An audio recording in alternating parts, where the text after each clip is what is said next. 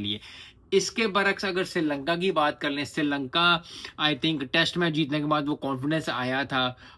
पहले कई जो टी20 हुआ या वैसे ओडीआई या जितने चैंपियन ट्रॉफी है, इतने में श्रीलंका इतनी अच्छी टीम बन के नहीं आई, लेकिन आई थिंक अब वो पेस पकड़ ही है, जिस पेस पे जो है सारे फैंस उनको देखना चाहते हैं, जो जितने भी क्रिकेटिंग फुटरेंटी, क्योंकि अब ज़्यादातर बात सिर्फ होती है ऑस्ट्रेलिया की, इंग्लैंड की, इंडिया की। पाकिस्तान भी नीचे है, आ गई हुई है क्रिकेटिंग सेंस में बात अगर करूँ। श्रीलंका भी नीचे आ गया, बांग्लादेश भी नीचे आ गया, जिम्बाब्वे, ये सारी टीमें जो हैं वो 3 टीमें अबव हैं, और उसके बाद सारी टीम्स जो हैं वो ठंड ठप नीचे नजर आती हैं। सो आई होप कि श्रीलंका जो है वो मैचेस जीते, अच्छी परफॉर्मेंस दे अपने मुल्क में जो है वो बहुत ज़्यादा टीम्स जो है अच्छा परफॉर्म करने की कोशिश करती हैं, लेकिन मैं यही चाहता हूँ कि बांग्लादेश भी अच्छा परफॉर्म करे, क्योंकि